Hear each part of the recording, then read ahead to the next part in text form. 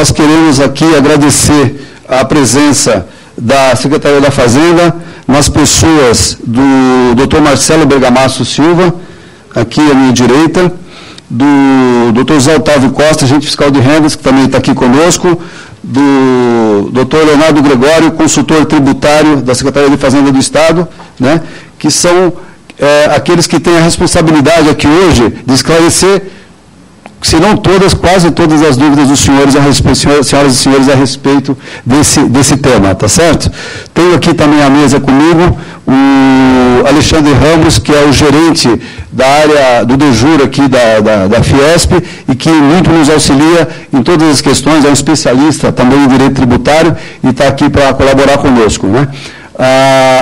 Agradecendo a presença de todos, eu vou dizer também que o nosso evento, por uma questão de limitação de inscrições, foram mais de 500, está sendo transmitido online pelo site www.fiesp.org.br, tá certo? Então está sendo transmitido online para todas as regionais do Ciesp, são 42 em todo o estado, para que todo mundo tenha essa informação ao mesmo tempo, tá certo? Nós vamos abrir a apresentação, vai ter uma apresentação do Dr. Marcelo Bergamasso, e após a apresentação, nós vamos abrir para perguntas. As perguntas poderão ser feitas de viva voz, nós teremos o nosso pessoal de expediente aí, trabalhando aí junto a vocês, e colhendo as perguntas de quem tiver, para que a gente possa esclarecer tudo. Nós temos uma previsão de trabalhos aqui até 12h30, mais 12h30, tá certo? E esperamos que, com esse evento, a gente consiga deixar as empresas um pouco mais tranquilas em relação à aplicação dessas normas. Então, eu passo, nesse momento, a palavra para a apresentação do Dr. Marcelo Bergamasso, agradecendo à Secretaria da Fazenda, o Cabreira, o Calab, a disposição que sempre tiveram de nos atender nessas demandas tão importantes para a indústria.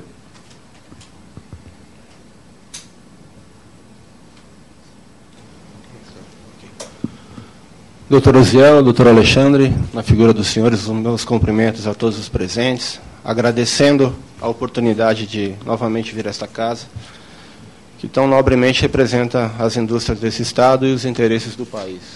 Sim, do país, porque o cenário que se insere as disposições da Resolução 13 ensejaram providências no clamor da defesa das indústrias nacionais.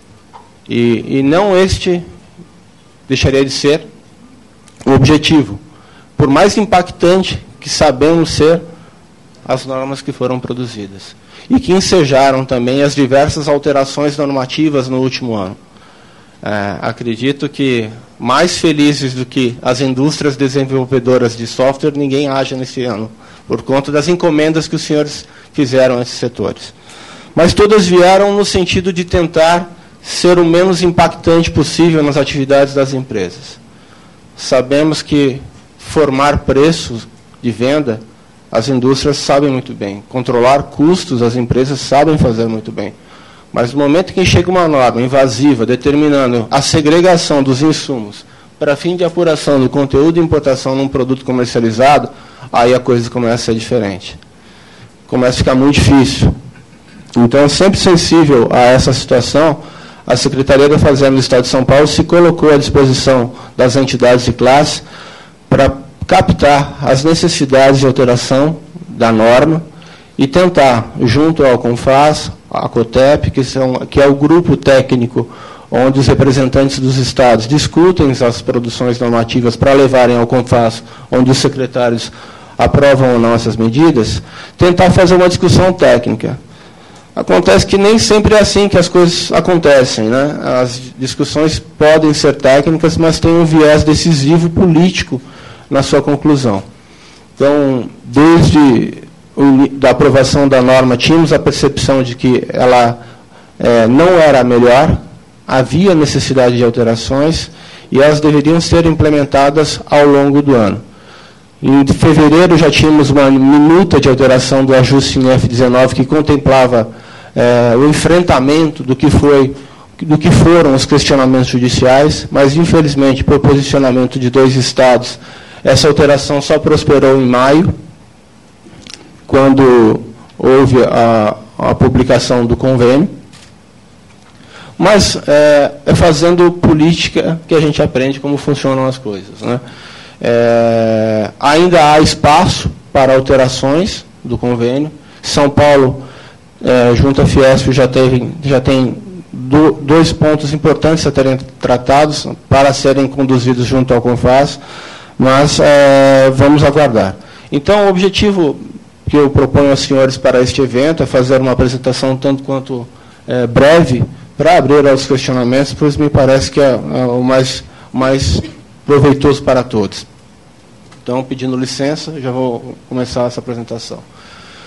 Ela contempla, então, a disposição em linha geral do que foram as normas, né, a Resolução 13, o ajuste CINEF 19, o findado Convênio 38, agora sob as disposições recentes do Convênio 88, com as suas alterações, e algumas informações gerais sobre a dinâmica do que rege os controles introduzidos pela norma.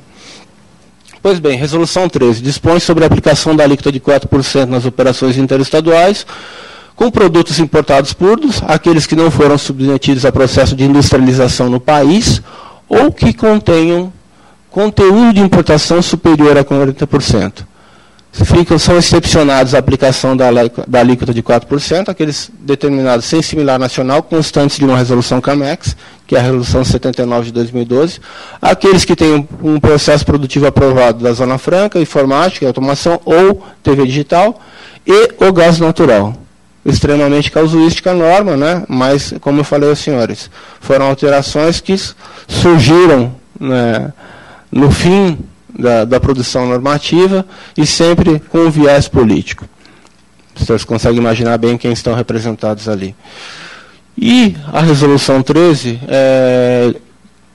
dispôs que caberia ao CONFAS a definição dos critérios e procedimentos para fins de apuração do conteúdo de importação, da sua certificação. E foi o que o CONFAS fez através, inicialmente, do ajuste CINEF 19. Foi uma norma aprovada em dezembro, apesar da Resolução 13 já ter sido publicada em abril de 2012, somente a partir de outubro do ano passado é que começaram-se a discutir as questões atinentes à certificação do conteúdo de importação. Então, em dezembro, quando aprovado, estava muito em cima da hora, né? 1º de janeiro era a data a partir da qual já se aplicaria a alíquota de 4% das operações interestaduais, mas aí, por si só, já vemos o quão difícil seria a vida das empresas em função dessa norma. Ela teve atos paralelos, né, decorrentes desse ajuste CINEF 19, que era uma norma nacional. No estado de São Paulo, ela foi trazida através da portaria CAT 174, trazendo quase na íntegra as suas disposições, com pequenas alterações. E o que aconteceu? Nesse cenário anterior, diversos problemas surgiram, principalmente decorrentes da discriminação no documento fiscal, relativa ao valor da parcela importada. Porque, segundo o entendimento, consubstanciado esse entendimento, de que haveria uma quebra de sigilo comercial, diversas empresas ingressaram na Justiça e conseguiram, com medidas liminares, para afastar a exigência dessa obrigação discriminada no documento fiscal. E isso causou um caos nacional em relação às atividades das empresas e aos controles que os físicos almejavam ter com essa disposição. Foi quando recebemos aí diversas demandas da Casa, né? A Fiesp se fez presente junto à Secretaria da Fazenda, levando as necessidades de alteração dos diversos setores econômicos, e começamos a discutir junto ao CONFAS alterações que permitissem a exclusão dessa obrigatoriedade do documento fiscal. Entendíamos desde o começo que não havia necessidade dessa informação. Seriam suficientes algumas informações mínimas do documento para que o destinatário conseguisse, em um processo de industrialização, aferir o conteúdo de importação no seu produto. Mas me parece que muito mais no contexto de criar um cenário não favorável àqueles estados que defendiam a implementação da norma, se criou um monstro jurídico, né? De forma que os questionamentos viriam de todas as formas. Só que, felizmente, o feitiço virou contra o feiticeiro. E esses estados que bancaram, num primeiro momento, pela representatividade que tem nas decisões da sua maioria, uma norma desta feita, também começaram a sofrer essas medidas judiciais. Foi quando, então, esses próprios estados aceitaram a alteração da norma, e em maio nós tivemos aí uma alteração que redundou já neste novo cenário. Não este hoje vigente, mas já bastante diferente do anterior, pois não mais dispunha como anteriormente. Que foi quando tivemos o convênio 38. Nesse ínterim, nós tivemos uma alteração da obrigatoriedade da ficha de conteúdo de importação, que antes estava em 1º de janeiro e foi jogada para 1º de maio. E, neste novo cenário, ela foi jogada para 1º de agosto e, com a última alteração, está agora com previsão de obrigatoriedade a partir de 1º de outubro de 2013, perdão. Pois bem, o que é conteúdo de importação? A gente está falando aqui, e acredito que muitos dos senhores já têm um entendimento consolidado, mas me permitam fazer essas considerações preliminares para a gente consolidar o entendimento e nivelar a todos.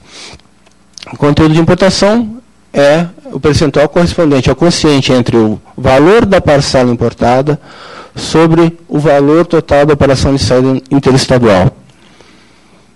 Conteúdo de importação só existe na operação interestadual? Não. Ele existe em relação ao produto. Ele só é aferido em relação ao valor da operação interestadual. Não quer dizer que ele não exista em relação a uma operação interna. E São Paulo sempre entendeu assim, pois o produto industrializado ele contém um insumo importado ou não. E se contiver esse conteúdo importado, ele terá sim, então, que efetuar o cálculo. Foi então que São Paulo admitiu que seria necessária a exigência do cálculo do conteúdo de importação também para a operação interna e a sua informação no documento fiscal. Alguns estados acompanharam São Paulo, mas me parece que ainda existem alguns estados que não dispõem assim em sua norma. Convênio 38, ele diz valor da parcela, o quociente entre o valor da parcela importada sobre o valor de saída interestadual. Atendendo, e aqui faço referência à luta que a Fiesp capitaneou por algumas alterações, que muitas das disposições que hoje existem no Convênio 38 são oriundas daqui. E uma delas é a que exclui do cálculo do conteúdo do valor da parcela importada os tributos. Isso entendendo que eles poderiam ser recuperáveis, né? A casa sempre levou a necessidade dessa inclusão. A luta foi dura com os outros estados, mas felizmente conseguimos sensibilizar da necessidade dessa alteração. Então faço aqui referência à luta da Fiesp para conseguir essas alterações. Valor da parcela importada. Em relação ao bem que é importado diretamente pelo industrializador, é o valor aduaneiro. Tá? É aquele que serviu de base de cálculo para o ICMS na importação. Quando o bem é adquirido no mercado interno, então, diferentemente daquele que eu importo e vou industrializar, ele não existe mais aquele valor de parcela importada informado no documento fiscal. O que eu preciso para identificar essa situação? Ele tem um CST próprio. CST é o Código da Situação Tributária da Mercadoria, que identifica se ele é nacional, importado, industrializado, excepcionado, aquelas diversas situações. Então, ao insumo que é adquirido no mercado interno, tá? Eu não preciso mais do valor da parcela importada. O que me basta? O valor da mercadoria no documento fiscal e o CST identificado.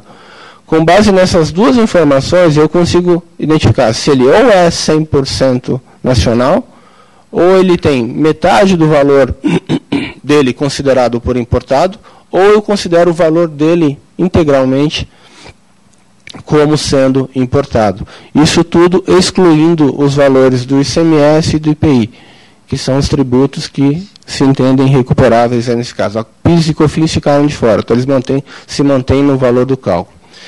E o valor de saída interestadual é aquele valor do bem ou da mercadoria, da operação própria. Portanto, a ST está de fora. A ST não é considerada nessa operação. Também excluindo o ICMS e o IPI. Agora, em relação, só firmando um entendimento que é basilar e serve muito para as dúvidas, para resolver as dúvidas que todos têm. Só existe conteúdo de importação em relação ao bem que é industrializado no país e utiliza insumo importado. Se vocês pegarem um produto importado puro, não tem que calcular conteúdo de importação, não tem que entregar ficha de conteúdo de importação, só existe ficha FCI, ficha de conteúdo de importação, em relação ao bem que é industrializado no país. Então, a gente vê muitas dúvidas decorrentes desse conceito básico, tá? E eu gostaria de firmar com os senhores esse entendimento. Pois bem, valor da parcela importada. Uma vez que só existe conteúdo de importação em relação ao bem que é submetido à industrialização, resta um ajuste necessário, a informação necessária. Bom, então, em relação ao bem que foi industrializado no país, ele é apurado um conteúdo, que pode ser 0, 15, 45, 70. Foram criadas faixas de conteúdo de importação para que, com base nesse conteúdo apurado e no valor da operação, o valor do produto na operação, fosse possível extrair um valor a ser admitido como custo de insumo no processo de industrialização do seu produto. Ou seja, 3 faixas criadas, queríamos somente 2, mas aí, entendendo que não era possível estimar o impacto dessa medida nas finanças dos diversos estados, foram criados 3 conceitos, 3 faixas. Essas faixas estão ligadas às regras de origem, né, e das operações de comércio exterior. Então, admitiu-se que tudo que tivesse até 40% de conteúdo de importação seria admitido como 100% nacional. Ou seja, toda vez que os senhores, em seus processos industriais, considerarem um insumo que tem um conteúdo de importação inferior a 40% e que indicam, portanto, um CST 3, o que acontece? Em relação a esse produto, ele é 100% nacional. Não se utiliza o valor deste insumo para fins de cálculo do conteúdo de importação. Ele é nacional, ele é 100% nacional. Em relação aos bens que têm mais que 40%, até 70%, admite-se que metade do valor do produto na operação é tido como importado. Então, os senhores utilizam aí metade do valor da mercadoria para fins de cálculo do conteúdo de importação no produto que o senhor está industrializando. E se for superior a 70%, 100% importado, pega-se o valor da mercadoria e considera as unidades consumidas no processo industrial.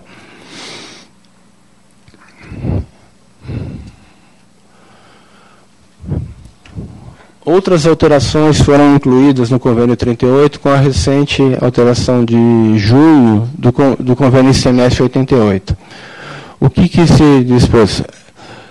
Havia uma pendência, que era a criação dos novos códigos de situação tributária, os novos CSTs. Esses códigos foram criados na última hora, também numa luta de alguns estados para tentar minar as disposições dessa resolução. Mas, com essas criações dos novos CSTs, ficou bastante claro que não precisa mais de nenhuma informação na nota, além do CST e do que os fiscos entendiam por necessário, o número da ficha de conteúdo de importação. Com base nos novos CSTs, que foram os CSTs 5 e 8, um deles criando a mercadoria nacional industrializada, com conteúdo de importação de 40 a 70 e o outro com conteúdo superior a 70, basta essa informação para que os sistemas dos senhores busquem na nota fiscal eletrônica, num campo específico que já existe, com a nota técnica que foi publicada em agosto pelo ENCAT, alterando o formato da nota fiscal eletrônica, e se vá lá no campo específico e não mais num campo aberto, um campo TXT de informação adicional do produto, que é um campo aberto e se presta a qualquer informação. Então, hoje pode ir num campo específico e buscar esse código da CST, e os sistemas, aí, pelas suas próprias regras, calculam o conteúdo de importação do produto que os senhores industrializam. Agora, há uma convivência mínima de, se não me engano, até 2015, para que as novas disposições da nota técnica do ENCAT convivam com as anteriores. Então, pode existir situações em que os fornecedores dos senhores de matérias-primas vão estar informando, por regras dos seus sistemas, a informação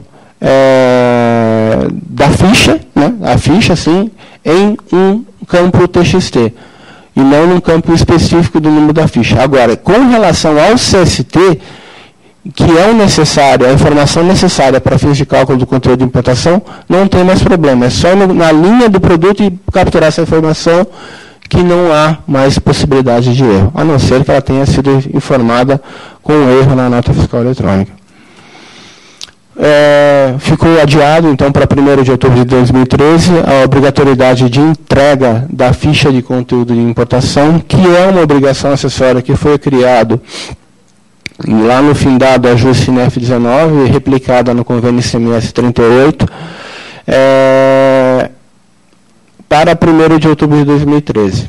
Agora, o sistema já está aberto, tá? Ele já está aberto desde maio, desde abril deste ano. Então, ainda que as fichas de conteúdo de importação transmitidas não haja essa obrigatoriedade, os senhores já podem transmiti-las para que, com o advento de 1º de outubro, não haja um transtorno na data inicial. Elas já podem ser recepcionadas na base de dados e vão gerar o correspondente número de controle para que seja consignado na nota fiscal emitida a partir de 1º de outubro. Eu vou, nesse instante, talvez não me aprofundar um pouco mais na ficha, porque eu acho que existirão diversas dúvidas a respeito e eu acho que na oportunidade de conversarmos, elas serão dirimidas. Na legislação de São Paulo, nós ainda estamos sobre a égide da disposição anterior do convênio. Não foi alterada a portaria CAT 64 ainda. A minuta já está pronta, nos próximos dias ela deve ser assinada, tá? Internando no Estado de São Paulo as disposições do convênio ICMS 32 e, mais importante, convalidando todos os procedimentos que foram adotados pelos senhores, seja sob a égide da legislação interna ou sob a égide da legislação do convênio 38. Portanto, os senhores estarão aí salvaguardados em relação às operações que foram realizadas nesse período. Ela vai produzir efeitos desde a publicação das alterações, então não haverá nenhum problema em relação à adoção de uma metodologia ou outra para fins de cálculo do conteúdo. Eu faço aqui um apenso aos senhores em relação ao posicionamento do Estado de São Paulo e contando com a compreensão dos senhores no seguinte sentido.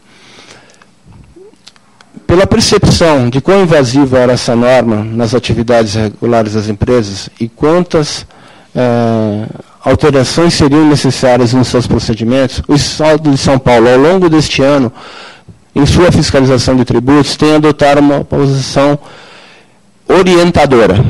Tá? É uma disposição expressa do nosso coordenador, Dr. Cláudio Cabreira, para que toda e qualquer ação de fiscalização não tenha o condão de repressão em relação à aplicação desta norma. Tenha um caráter eminentemente orientador. O que isso quer dizer? Salvo os casos de dolo, fraude e simulação, nós não estaremos, neste momento, fazendo qualquer ação repressiva em relação às atividades, às operações das empresas que não se adaptaram à legislação, às disposições da legislação. Claro, nós vamos verificar a correta aplicação da tributação na operação, mas as dificuldades naturais de adaptação das empresas serão tratadas não com o condão repressivo. Peço à casa, então, que se caso ocorra qualquer situação inusitada, que nos reporte para que sejam adotadas as medidas possíveis de orientação ao caso. Okay? Aqui eu faço só uma remissão ao convênio sem número de 1970, que inseriu, a bem da verdade, diversas regras em relação ao ICMS, códigos fiscal de operação, e aqui a tabela A, que trata dos CSTs, né, os códigos de situação tributária da mercadoria, que são aqueles que identificam a origem da mercadoria ou do serviço. E aí, os dois últimos foram criados foram o de número 5 e o de número 8. O de número 5 criando uma faixa, uma identificação do produto com conteúdo de importação de 40% a 70%. Aqui está inferior, perdão, é o 3. É o 3, perdão. Eu estou fazendo a remissão toda hora errada, me desculpem. É o código 3, o 5 ficou inferior ou igual a 40, e o 8 que foi criado, ele ficou com conteúdo superior a 70, que indica que aquela mercadoria é 100% importada. Me desculpem pelo equívoco. Já findando a minha apresentação, eu gostaria de contextualizar o seguinte. Quando em novembro conseguimos concluir uma primeira versão do ajuste CINEF 19 e foi criada a obrigação da FCI, havia necessidade de um desenvolvimento para esta obrigação. E, sensível à situação, o Estado de São Paulo teve autorização por seu secretário a ser o desenvolvedor do repositório nacional do sistema FCI. Então, todo o desenvolvimento foi feito aqui pelo Estado de São Paulo, pela equipe que faço parte. Vejo aqui na plateia alguns dos senhores que participaram aí ativamente desse processo de construção, de ajuste do sistema. Então, agradeço aqui, faço essa remissão também, agradecendo a contribuição que nos tem sido dada para quê? As alterações venham ao contento, a gente consiga instituir essa obrigação com o mínimo impacto possível face aos interesses dos senhores e às necessidades dos fiscos estaduais. Nós temos na página da Secretaria da Fazenda, na página inicial, um banner ali à esquerda, no meio da página, que é o portal da Resolução 13. Ali, clicando, nós temos acesso ao que é o portal nacional da Resolução 13. Então, empresas de todo o país, quando forem transmitir seus arquivos com as fichas de conteúdo de importação, estarão transmitindo essas fichas para o repositório aqui em São Paulo. Essa metodologia já existe em relação à nota fiscal eletrônica, que existem em alguns repositórios nacionais, na Receita Federal em São Paulo, no Rio Grande do Sul, e alguns locais. É a mesma metodologia que foi adotada em relação à ficha de conteúdo de importação. Ela tem toda a segurança para garantir que essas informações que os senhores transmitem somente são compartilhadas com os fiscos de origem e de destino. Na íntegra, as informações que são transmitidas só estão disponíveis para os fiscos. Se envolvendo uma operação direta de um estado A para B, automaticamente essa informação é transmitida. Agora, na hipótese dessa mercadoria passar de um estado B para um estado C, esse estado C só tem essa informação se demandar ao repositório nacional. Para garantir ainda mais a segurança, porque o número da ficha é um código de 36 dígitos, ou 32. Então, ele é impossível de ser revelado, esse código. Não tem, ele é de uma segurança muito grande, e a consulta da ficha só pode ser feita com este número. Os fiscos têm acesso a todas as informações. E quanto à consulta pública? A consulta pública foi alterada de forma que o que é demonstrado para qualquer pessoa que dispõe daquele código, e aí a nossa premissa aqui, só se disporá daquele código da ficha de conteúdo de importação a pessoa destinatária da mercadoria, a informação que é transmitida ali, ela é sumarizada, tá? Ela não transmite mais, não disponibiliza mais ao consultante o percentual que os senhores informam ao fisco. O resultado desta consulta demonstra somente a faixa que se encontra. Isso tudo para também evitar os problemas das alegações de quebra de sigilo comercial. Foi uma alteração que nós fizemos meio que na caneta aqui em São Paulo, mas como somos os desenvolvedores do repositório nacional, entendimos a necessidade dessa medida. Que aí, com as recentes alterações do convênio 88, acabou vindo a contento dessa alteração que havíamos proposto. Este, então, o portal da Resolução 13, no site da Secretaria da Fazenda, temos ali diversos links, tá? E um deles que eu gostaria de falar, que é muito importante, é o canal Fale Conosco. Fale Conosco do Repositório Nacional, que está em São Paulo, é atendido, neste momento, por uma equipe de 10 fiscais de rendas, que participaram de todo esse processo de produção da norma. Então, caso não caia num controle de primeiro nível, que faz a resposta somente às perguntas básicas, ele é tratado por um colega gabaritado para responder. Mas se ainda assim restar alguma dúvida, eu pediria ao Dr. Osiel que nos encaminhassem as dúvidas pontuais que surgem para a gente resolver essa situação.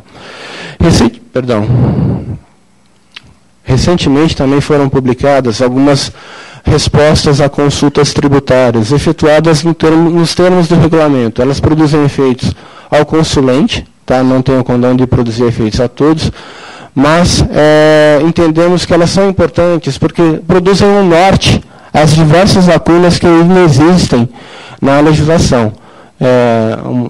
Nós não sabíamos que a legislação não seria exaustiva, seria necessário orientação caso a caso, e é isso que nós estamos orientando aos senhores. Quando ainda assim houver situações que não há resposta possível de ser dada na forma da legislação, que entrem com consulta tributária. Hoje ela é eletrônica, nós temos aqui o Leonardo, que é representante da consultoria tributária, a equipe da qual ele faz parte tem produzido orientações muito importantes, e elas já têm sido divulgadas no nosso site. Ali na parte de legislação da Secretaria da Fazenda, elas já estão sendo disponibilizadas ali. Ainda há casos, como já falei, lacunas da legislação.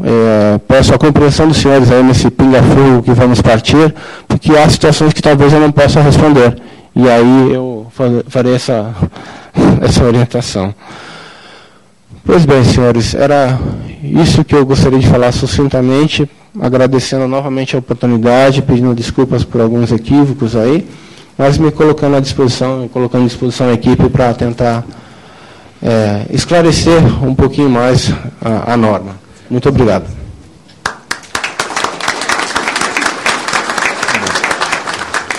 Doutor Marcelo, muito obrigado pela apresentação, muito clara, muito precisa, muito transparente, inclusive, né, com as colocações que estão feitas. Eu queria passar aqui a palavra ao doutor Leonardo de Gregório, se tem algumas considerações complementares. Bom dia a todos. Eu me apresentar, eu faço parte da Consultoria Tributária de São Paulo, da Cefaz, e participo das reuniões do CONFAS, junto à representação de São Paulo na COTEP, né, na Comissão Técnica do ICMS, e muitas dessas alterações assim surgiram de demandas aqui de São Paulo, que a gente leva para a COTEP para tentar aperfeiçoar essa norma, né, advinda da Resolução 13, né? E assim, é muito difícil. Cada vírgula para alterar nesse convênio é um sufoco. O Marcelo participou de algumas reuniões de grupo de trabalho do GT de Comex, e assim, a gente tenta melhorar, né, uma coisa. E agora com essas convênio 88, eu acho que a melhoria já alcançou os nossos objetivos, e estamos abertos agora a perguntas, né? E não sei se quer complementar alguma coisa. Doutor José Albano Costa, que é agente fiscal de rendas, tem algum complemento a fazer? Não? Então, passar aqui a palavra para o doutor Alexandre Ramos. Alexandre, se tiver alguma consideração? Sim, doutor Zé, bom dia, muito obrigado, bom dia a todos. Parabenizando aí o doutor Marcelo pela apresentação objetiva e bastante esclarecedora. Eu vou iniciar aí com uma breve colocação, uma breve pergunta, né, já para começar o chamado pinga-fogo, né. Acho que a primeira, o Marcelo e o Leonardo já citaram um pouquinho. A gente sabe que ainda tem necessidade de alguns pequenos ajustes. Alguns a gente até já vem conversando, outros certamente as indústrias estão nos trazendo pequenos detalhes a serem ajustados, e a pergunta vai nesse sentido, de há ainda espaço no CONFAS, no COTEP, qual o caminho a seguir para melhor implementar esses eventuais ajustes a serem apresentados. E uma segunda pergunta, essa já bem mais objetiva e mais pontual. Há possibilidade de, na eventualidade de termos aí necessidade de uma nova prorrogação para a obrigatoriedade de envio da FCI? Leonardo, quer responder a primeira pergunta? Não, quanto ao espaço a alterações, ainda existe. Sempre a gente está aberto a aperfeiçoar a norma, né? E é difícil, tudo é muito discutido, mas com o apoio das indústrias, a gente tenta da melhor maneira possível aperfeiçoando, né, o convênio. E quanto à prorrogação da ficha FCI, só vou passar pelo que eu senti no último CONFAS. A meu ver, eu acho muito difícil a nova prorrogação. A princípio, a prorrogação seria só até setembro, aí ajustar para que se fosse para outubro e que fosse a última prorrogação. Então, pelo que eu senti no último CONFAS, não vai haver, realmente não vai ser prorrogado mais. Nós temos um CONFAS, se não me engano, né, Leonardo, para Natal no começo de outubro, né? E sempre precedendo essas reuniões de CONFAS ocorre a reunião da COTEP, que é a última instância antes da reunião dos secretários. A reunião da COTEP deve ocorrer daqui 2 semanas, né? Dia 18 de setembro. CONFAS é no Ceará, perfeito, desculpa. O que ocorre? Nós já conseguimos colocar para a COTEP, existe um primeiro nível de discussão, que é um grupo de operações de comércio exterior, do qual eu participo. Eu estou supervisor de comércio exterior na Secretaria da Fazenda e tenho participado dessas discussões, o Leonardo também esteve lá. Nós conseguimos, neste primeiro nível, já colocar uma proposta dispensando as empresas industriais do Simples Nacional de entregarem a ficha de conteúdo de importação. É uma medida que entendemos bastante razoável, né, por conta da simplificação que se admite às empresas optantes do Simples Nacional, por não transferirem crédito aos seus destinatários, né? Então, são N situações que ensejam essa alteração. Então, ela vai ser submetida agora, a reunião do dia 18, a uma última avaliação, para ver se prospera a ser levada no CONFAS do começo do mês do Ceará. Como pontuei, são decisões que deixam de ser técnicas, né? A gente tenta razoar da melhor forma possível para conseguir ter essas medidas aprovadas, mas nem sempre é assim que as coisas acontecem. Então, eu acho que é muito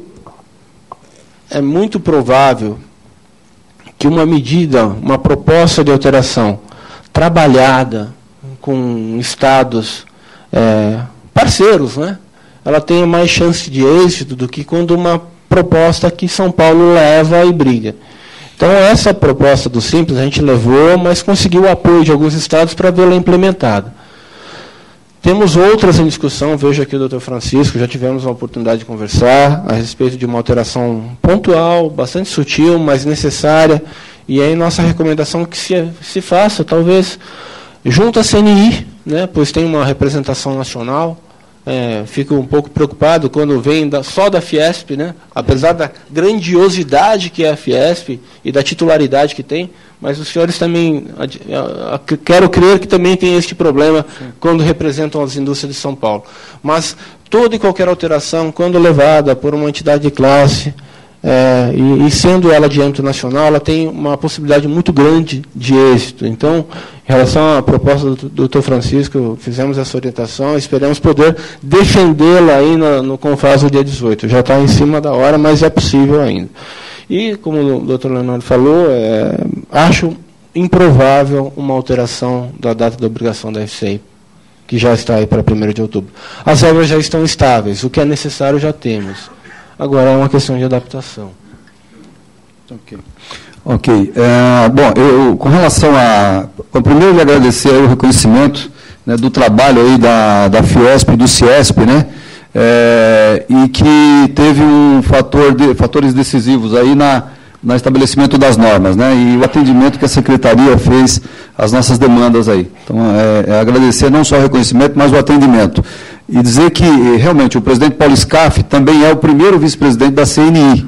E quando tem demandas de caráter nacional, além dele, pela figura que é atuar diretamente, ele também, via CNI, encaminha as demandas. Então, quando se trata da atuação junto ao CONFAS, realmente a Casa tem trabalhado em conjunto com a CNI para atuar nesse sentido. Então, vamos batalhar. É muito importante essa questão da dispensa das empresas do Simples, né? Porque, a rigor, se você analisar bem, não faz nem sentido, né? Elas entregarem.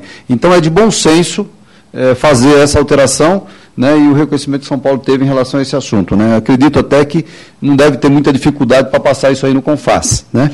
Bom, eu gostaria de abrir, então, para que todos possam, para quem tiver interesse, possa fazer a sua pergunta, né?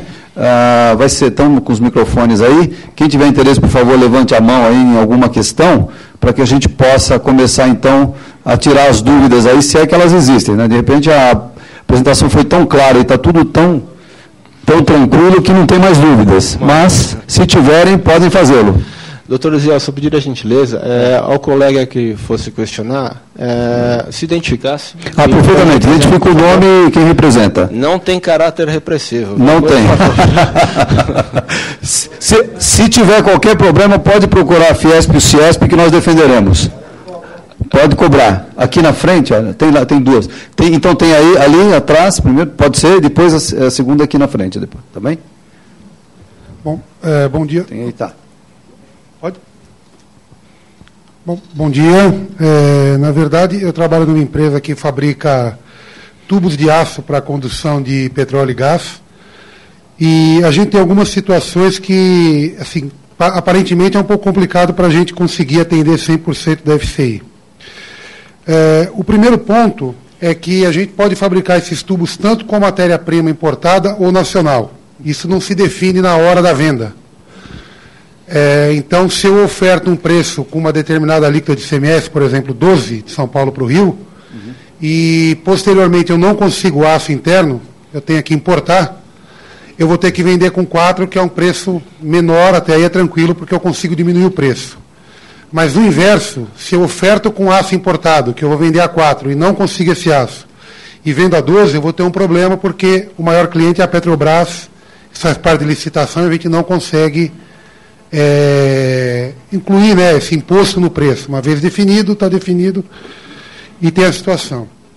E uma segunda questão também, que para mim não está claro, pode ser que tenha na legislação, é os casos de venda para não contribuintes de outro Estado, que a alíquota, a regra geral, aplica-se a alíquota interna do Estado de origem, e também um caso que a gente tem é o repetro, que eu posso vender com 7%, com 7,5% ou 3%, para outro Estado, e eu queria saber que regra que eu aplico. Ou os 4 prevalece, ou se eu aplico os 3,5% ou os 3% ou 7,5%. Ok. Quem? Marcelo? Bom, em relação ao segundo questionamento, bastante simples, tá? Venda a não contribuinte, alíquota interna. Sempre. Pressuposto, disposição constitucional. Se for venda para contribuinte mais um consumidor final, né? Aí no caso vai integrar, você vai vender na alíquota de 4 ou 7 ou 12, conforme o caso, e aí o diferencial recolhe lá na entrada para o estado de destino. Primeiro questionamento. Em relação à possibilidade de se utilização de insumos nacionais ou insumos importados, não o mesmo insumo, dependendo da origem ao longo do período. Algumas simplificações tiveram que ser admitidas neste processo. E a mais sensível diz respeito ao que o senhor apontou. Qual que é a regra simplificadora, né, que norteou aí o cálculo do conteúdo de importação? A gente admite, por suposição, que não existe estoque inicial nem estoque final naquele produto. Então, o que isso repercute para fins de cálculo do conteúdo de importação? Toda vez que o senhor tiver um produto industrializado que utilizou um insumo importado, em relação àquele produto, vai se admitir que, seja ele fabricado com insumo nacional ou com insumo importado, ele é um produto com conteúdo de importação. Então, ao longo do próximo período, que o senhor for comercializar ele com base no cálculo de conteúdo que foi efetuado, e se tem parcela importada, vai admitir que ele tem um conteúdo de importação, vai aplicar a tributação resultante desse conteúdo. Se é inferior a 40%, a alíquota regular. Se superior a 40%, 4%. Então, a regra é bastante simplificadora. Utilizou o insumo importado, então aquele produto, independente de no mês ter usado origem nacional ou origem importada do insumo, ele vai ter um conteúdo de importação. Vai ser sempre, então, a alíquota resultante do conteúdo apurado. E o terceiro questionamento que o senhor fez, o senhor pode repetir, por favor? Na verdade, que quando a gente oferta um preço, que eu preciso determinar os impostos, eu não sei se eu vou utilizar a matéria-prima nacional ou importada. Aí ela acaba sendo resolvida pelo que eu acabei de falar. Tá. E esse é um caso. E claro, para cálculo do conteúdo, exclui os tributos, tá? Tá, e uma outra coisa, como é por encomenda, eu fabrico um único produto e eu posso também ter, nesse caso, parte fabricado com insumo nacional e parte com insumo importado. Só que para ela que está comprando, é um único produto. Sim. E aí, para eu aplicar duas alíquotas, 12 e 4... no caso da industrialização por encomenda, saiu uma resposta à consulta recentemente, está disponível no site da Secretaria da Fazenda. Eu pediria ao senhor que fizesse esse acesso e ele está esclarecido. Tá? Só sucintamente, só haverá ficha de conteúdo de importação em relação àquele que encaminhou os insumos, né? Se eu mandei para industrializar, mandei os insumos, eu vou fazer a ficha. Agora, o senhor, enquanto industrial, se utilizou algum insumo, vai informar ali um montante, uma ficha para esses insumos. Mas a consulta, ela enfrenta essa questão. Tá bom. Ok, aqui na frente, olha, e depois nós vamos lá para a lateral. Primeiro não. Precisa levantar? Fique à vontade, como preferir. Vamos levantar. Bom dia a todos, é um prazer estar aqui com vocês. Meu nome é Héctor, eu sou presidente do Grupo Granville. Eu gostaria, são 4 questões, incluindo do colega aí. Bom, recentemente, a presidenta Dilma falou o seguinte, que questão de segurança nacional estaria liberando para quem fosse construir silos de grãos no Brasil, deve ser uma urgência. Então, é considerado segurança nacional. Bom, nós sabemos que Mato Grosso está praticamente ao ar livre, os grãos. Só que esta semana, saiu agora, que para quem não fizesse parte do Mercosul, estaria em isenção de imposto, que eu acho absurdo, você está sobrando grãos no Mato Grosso. Nós estamos vendo agora, nós estamos construindo, em breve, os maiores silos de grãos do Brasil, com a malha modal e intermodal, nos 4 modais aqui no ABC. No caso dos grãos, a gente vai trazer de Mato Grosso até aqui, até o ABC, para depois, não somente para armazenagem, como também para exportação nisso daí. Nós verificamos que os silos fabricados aqui no Brasil é um preço muito alto em termos de fiscalização imposta. E nós, porque nós somos o único que temos filial na China, nós verificamos o seguinte, que lá, o custo dos silos fabricados lá são bem abaixo. Só que quando chega aqui, tende a subir muito. Só que, como a presidente Dilma disse o seguinte, que ela deu incentivos fiscais para isso, eu gostaria de saber como que fica a situação nisso. Esse é o primeiro passo, esse é o primeiro ponto que eu tenho na minha primeira pergunta. A segunda pergunta é o seguinte, se eu pego o mesmo navio que está em Fortaleza, com os grãos, que está lá no norte e nordeste, trago até, já o navio encosta, já tem que pagar, já que estamos falando de portos. Como que fica quando chega aqui em Santos ou em Itajaí? Ele tem que encostar para dessovar isso e carregar de novo, vice-versa. Certo?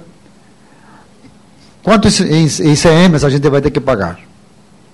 E se a gente tem incentivos fiscais pelo que a presidente Dilma está falando? Bom, eu gostaria de voltar um pouco no conceito básico, que é o seguinte, só existe conteúdo de importação em relação ao bem que é submetido à industrialização. Então, quando a gente fala num bem primário, não há que se falar em conteúdo de importação, é a alíquota regular, 7% ou 12%. Tá? Se é um grão, eu não tenho que aferir conteúdo de importação, ele não virou um produto comercializado numa caixa, diferente, ele está sendo transportado em grãos, então ali é a alíquota regular. Para o ICMS, acaba impactando as decisões que o governo federal toma em relação à exoneração dos tributos nas operações com determinadas mercadorias. Agora, somos decorrentes das medidas, né? Nada se altera em relação ao ICMS. Quando o senhor me fala que está trazendo um silo do outro lado do planeta, né? Quando ele chega no país, ele tem a alíquota regular de desembaraço. No caso de São Paulo, pelo artigo 29 das disposições transitórias, há a possibilidade de um tratamento diferenciado nessas importações, de forma que a carga tributária seja reduzida. Tem diversos quinais lá que são elencados, que são códigos de atividades econômicas, onde as importações de bens, máquinas, elas têm um tratamento bastante favorável. Então, não há que se falar em alíquota de 4% nessa importação, é uma operação interna. A importação é uma operação interna, porque ela está sendo realizada dentro do Estado de São Paulo. A alíquota de 4%, se existir, só existe na operação interestadual. Então, no caso do silo, estaria afastada essa questão. Quanto ao segundo questionamento do senhor, eu cheguei a responder para o senhor ou restam dúvidas ainda? É que na verdade, esse assunto que é das guerras dos portos é um pouquinho diferente da tua situação. Quer dizer, em princípio não se aplica exatamente a tua situação, justamente por ser produto primário, não industrializado. Eu te pediria, Hector, nós temos a assessoria jurídica aqui da casa, o DEJUR, se puder, por gentileza, depois mandar isso aqui para o DEJUR, aí o Alexandre, que é o gerente jurídico do DEJUR, pode te dar um auxílio em relação a esse teu questionamento específico, pode ser? Tá bem? Aproveitar para dizer o seguinte, que as dúvidas que não forem respondidas aqui por algum motivo ou por tempo, que vocês podem ser enviadas por e-mail ao departamento jurídico aqui da Fiesp e Ciesp, e que elas serão repassadas depois para a Secretaria da Fazenda. O e-mail do DEJUR aqui é C de casa, CDJUR, CDEJUR, CDJUR, @fiesp.org.br, tá bem? Então, eu vou pedir para passar aqui para o lado de cá. Veja, por favor, você vê, tem... Já está. Tá, por favor. Bom dia, sou a Larissa, da Cargill. Eu gostaria de fazer uma pergunta para o Marcelo. O senhor disse que a portaria CAT 64 ela pode ser alterada, que a minuta já está praticamente pronta.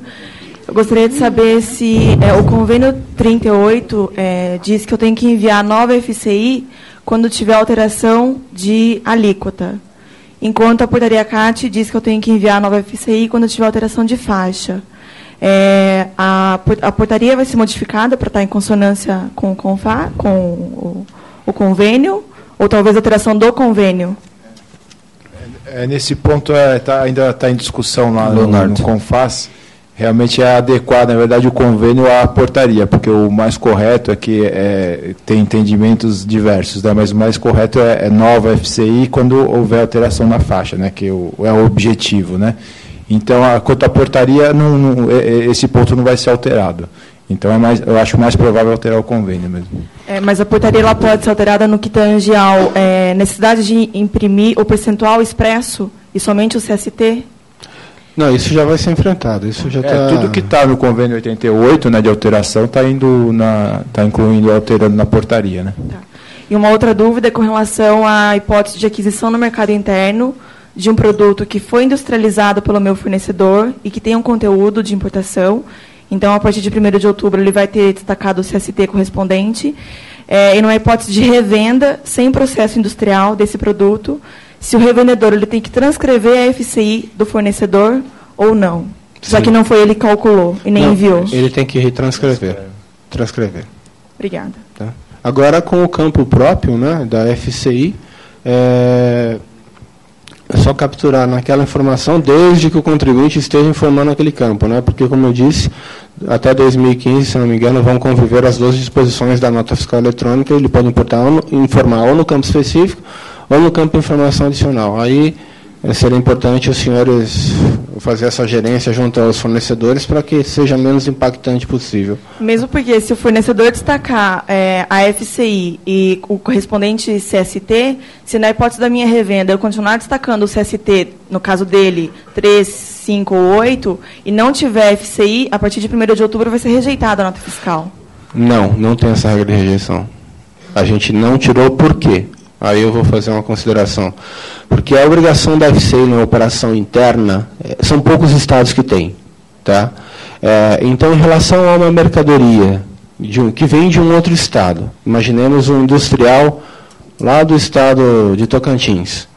Ele fabrica, vende para um revendedor daquele estado, e esse revendedor vende para São Paulo. Se aquele estado não exige a FCI na operação interna, restaria prejudicada qualquer operação, porque ele não conseguiria emitir a nota fiscal eletrônica. Então, não tem essa regra de validação na nota fiscal eletrônica. Obrigada. Mas, claro, em relação a essa situação, a empresa paulista só vai deixar de informar se não tiver informação. Porque os documentos fiscais eletrônicos o fisco tem, e ele consegue, ele precisa capturar as informações. Então, ele sabe identificar, em relação àquele insumo, aquele produto que a senhora está revendendo, se ele veio ou não com a informação.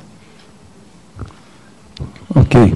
Bom, a gente vai alternando aqui os lados. Tem mais 4 perguntas. Vamos fazer uma daqui, depois a gente volta aqui. Aqui, quem tem? Por favor. Bom dia. Meu nome é Antônio, eu sou advogado. E 2 têm sido as dúvidas recorrentes de alguns clientes em relação à questão da FCI. A primeira delas tem sido em relação, quer dizer, o cálculo do conteúdo de importação leva em consideração informações de saída e informações históricas. Em relação às operações de saída que eu devo levar em consideração, em princípio, as normas não têm sido muito claras nesse sentido, então eu gostaria de saber um posicionamento. E um segundo questionamento diz em relação a produtos novos. Eu sei que a normatização que foi dada em São Paulo levou em consideração modelos semelhantes para poder buscar essa informação histórica e aplicar a produtos novos, mas existem algumas situações em que, por exemplo, no setor de tecnologia, eu posso ter um produto inteiramente novo e não ter nenhum tipo de produto similar no passado que possa ser utilizado para referência nesse cálculo. Então, eu imagino que isso possa ser talvez um problema atual da norma e queria saber qual seria o posicionamento de São Paulo em relação a isso e se existe alguma discussão nesse sentido para futuras normatizações. Obrigado. Em relação a São Paulo, porque não está previsto no convênio, né, nós já tínhamos um entendimento em relação a isto, só fazendo uma correção ao doutor, pedindo licença. Em relação a São Paulo, a gente não orienta pelo produto semelhante. A gente fala para ele calcular em função do custo de produção mesmo. Ele apurou o custo em relação àquele produto novo neste mês, ele vai calcular com base nas informações que ele utilizou para fazer aquele primeiro protótipo, né, aquele primeiro produto. Com o decorrer dos meses, esse produto deixa de ser novo. E aí ele passa a ter histórico de operação. Daqui 2 meses eu vou ter a informação de 2 meses atrás. Né? E aí eu consigo fazer com base no valor das entradas e no valor das saídas. Na redação anterior do ajuste NEF 19, restava a dúvida em relação ao valor das saídas que vai utilizar. Na disposição atual do convênio e da portaria, isso está superado. Tanto para as entradas quanto para as saídas, utiliza as informações do penúltimo período de apuração. Não, na verdade, a portaria ela trata disso, do produto novo, como sendo o valor da saída, se não houver, né, o valor estimado de venda. Né, isso dá uma... acho que não ficou claro. Né? O valor estimado, porque a gente admite por base que a formação do preço de venda interno ou interestadual, o grande diferencial é a alíquota aplicável. Né? Então, como os tributos não se aplicam para fim de cálculo, né? Incidem sim, mas não se aplicam para fim de cálculo, tirando ICMS e IPI, o valor flat para a formação do preço é o mesmo tanto para um quanto para outro. Então, é o preço estimado, né? Essa coisa é importante. E essa alteração também a gente está tentando levar para o convênio, porque isso é a portaria que trata, né? Uhum. E a parcela importada é o custo e a saída fica sendo o valor estimado de venda. Ok, aqui. Eu sou Fábio Carvalho, eu sou contador. Eu tenho uma dúvida com relação às matérias-primas consumidas no processo de industrialização. Vamos imaginar que o meu fornecedor ele me mande uma mercadoria que tenha um percentual de importação, até 40%, até 70% ou mais de 70%. E essa matéria-prima vai ser matéria-prima para um outro produto meu. Eu vou fazer o conteúdo do conteúdo? Ela vai ser matéria-prima ou ela vai ser consumida no processo? Isso, consumida no processo. Então, vamos imaginar que ela tenha 70%. Eu vou pegar o valor dela e vou considerar ela como 70% importada no meu produto final? Não, não é bem isso, doutor Fábio. O conteúdo apurado de importação em relação a este insumo que a empresa está adquirindo, ele serve de base para, com relação ao preço de venda, admitir que ou ela é nacional ou metade do preço de aquisição eu admito por parcela importada ou 100% se for acima de 70% do conteúdo de importação. O que acontece? Nem sempre o senhor pega uma unidade desse insumo e tem equivalência em uma unidade do seu produto industrializado. Então, é uma fração, né? Provavelmente o senhor vai usar, se o senhor comprou 1 quilo de um líquido, de um produto químico, vai usar 200 ml para a fabricação de uma unidade final. Então, o senhor vai pegar, então, 20% daquele preço e colocar ali para fins de cálculo do conteúdo de importação. Agora, o senhor fez menção a consumo, né? A resolução ela não enfrentou essa questão do consumido no processo industrial, que são aquelas velhas discussões que os senhores conhecem. Aí tem casos homéricos em relação a isso. Então, em relação a gente se poupou nas discussões do CONFAS de enfrentar essa questão.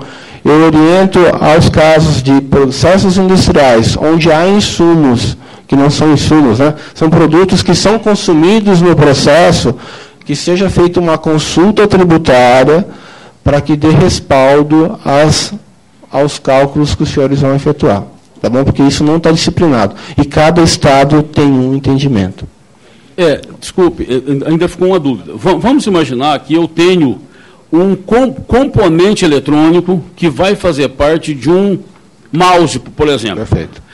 E o meu fornecedor importou partes. Então, a ficha técnica do produto dele está dizendo lá que mais de apenas 50%, exemplo. Eu vou considerar aquela matéria-prima que eu vou fabricar o mouse, só 50% daquela matéria-prima é importada e a outra, na ficha técnica do meu produto, eu tenho essa... Sim, o senhor vai ter que, para fim de cálculo, já que o conteúdo dele é 50%, o senhor considerar metade do valor do produto dele como insumo importado. Exatamente. Perfeito. Ok, vamos para cá?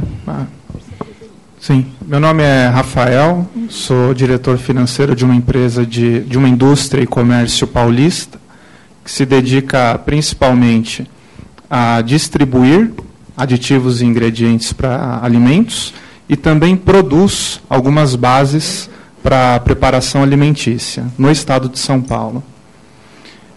Desde a Resolução 13, muitos produtos que, apesar de não terem similar nacional, foram considerados como tendo similar nacional. E, bom, por ser uma empresa paulista e ter transação com muitos outros estados, me vejo numa situação muito complicada, onde importo pelos Porto de Santos com alíquota de 18% e vendo no interestadual com margem de 4%.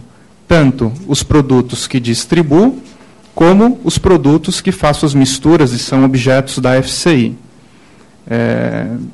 Bom, para quem conhece um pouco da compensação de impostos, fica subentendido que o crédito acumulado está se tornando um problema gravíssimo. Não um pouco grave, muito grave.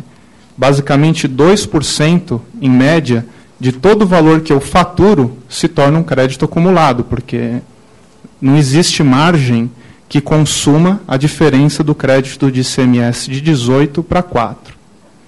Somado a isso, vem a competição interestadual. Outras indústrias, também estabelecidas no estado de São Paulo, muitas vezes acabam dando preferência por consumir os produtos importados de outros estados que vêm com alíquota de 4%, e, por tratativa do regime de impostos que ali está, é mais conveniente comprar com 4% de fora do que fazer a conta do imposto e assumir os meus 18% na venda interestadual.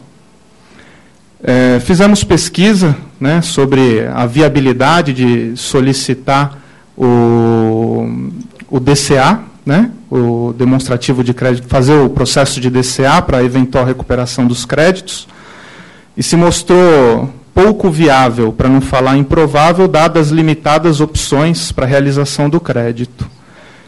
Fizemos uma outra pesquisa, identificamos a portaria CAT 43, se não me falha a memória, não sou advogado, não sou tributarista, me perdoe se o número estiver errado, mas eu acho que é esse, sobre a possibilidade de solicitação de regimes especiais. Mas por ser um problema que não é só vivido por mim, por ser um problema já conhecido de muitas outras empresas com operação similar à minha, que está em São Paulo. São Paulo tem uma vocação natural para distribuição, né? Apesar do Porto de Santos ter seus entraves, né? E muitas outras empresas se encontram na mesma situação que eu, que eram empresas absolutamente saudáveis até 31/12/2012, né? Empresas que eram todo mês devedoras do ICMS e faziam sua contribuição. E desde a virada do ano, isso virou uma bola de neve de acúmulo de créditos tributários. Nesse sentido, eu gostaria de perguntar, tanto ao Dr. Marcelo, mas a qualquer outro que possa nos auxiliar, e fico feliz de saber que o Dr. Marcelo também está na cadeira de supervisão dos assuntos de comércio exterior. Há alguma previsão para os contribuintes paulistas, de importadores, seja de ter o diferimento do recolhimento do ICMS ou alguma espécie de crédito escritural, alguma outra coisa que não impacte tanto no fluxo de caixa das empresas paulistas? Rafael, só completando aqui, esse questionamento já ocorreu desde a primeira apresentação que nós tivemos aqui. Na oportunidade estava presente o coordenador, o Cabreira, e isso foi levantado e é verdadeiro e não é realmente uma coisa sua. Tem muitas empresas que vão ter esse problema aí. E o Cabreira ficou na oportunidade, ele entendeu que isso é uma dificuldade de avaliar possibilidades, né, de realização desse crédito, né, além daquelas já existentes na legislação. Mas, felizmente, esse problema está sendo enfrentado de uma forma célere. Gostaria de colocar aos senhores que já, juridicamente, não é o diferimento que nós estamos dando. Nós estamos dando a suspensão do ICMS, que é devido na importação, para a operação subsequente de saída da mercadoria, seja ela industrializada ou revendida. Então, nós estamos rompendo paradigmas no estado de São Paulo, no intuito de trazer de volta as empresas que haviam saído para outros estados, dar fôlego às empresas que permanecem aqui e estão acumulando saldos credores de ICMS em suas operações. Nós estamos fazendo as análises normais em função da portaria que disciplina os regimes especiais, mas já começaram a ser deferidos. Se os senhores olharem no Diário Oficial, já tem empresas com deferimento, seja integral, seja parcial do ICMS que é devido na importação, suspenso para operação subsequente. O caminho seria a portaria CAT 43 ou algum outro recurso? Não, ela é a base. Inclusive, nós estamos em fase final de revisão de uma portaria para tratar do credenciamento de empresas para esse regime especial, decorrente especificamente do impacto da tributação a 4% na operação interestadual nas suas atividades. Ela é específica, mas ela toma por base as disposições da portaria que rege o regime especial. Então, felizmente, e eu vejo isso num curto prazo de tempo, decisões serem tomadas. Nós temos recebido diversos setores, e aí no caso não é setor, né, quem vai lá pleitear um regime especial, é a empresa mesmo, ela tem que fundamentar o seu pedido, demonstrando o impacto, já fazendo, qual que é o beabá disso daí, né?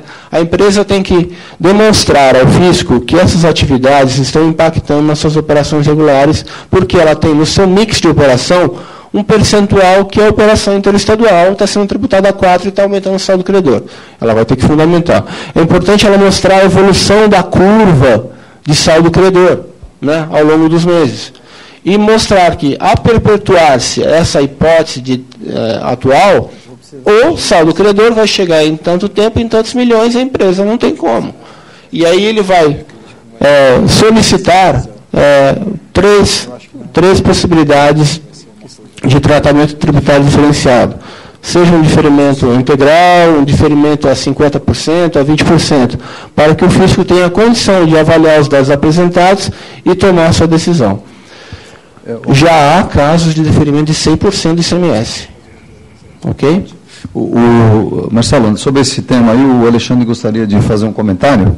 Perfeito. Só para colocar aí a todos e ao Marcelo, a gente na Fiesp tomou um setor com base em alguma empresa, elaboramos um case, fizemos um estudo, estamos também em fase final de elaboração de texto e de proposta, e a gente visa tratar a questão do crédito acumulado, tanto o crédito para frente, resolver daqui para frente, tentar diminuir o acúmulo de créditos e também tentar uma tratativa com o que já está acumulado, o que fazer com aquilo. Então, em breve temos aí uma proximidade muito grande, a gente vai estar levando a vocês aí para tentar acrescentar, tentar agregar valor aí a todo esse estudo que vocês já estão fazendo.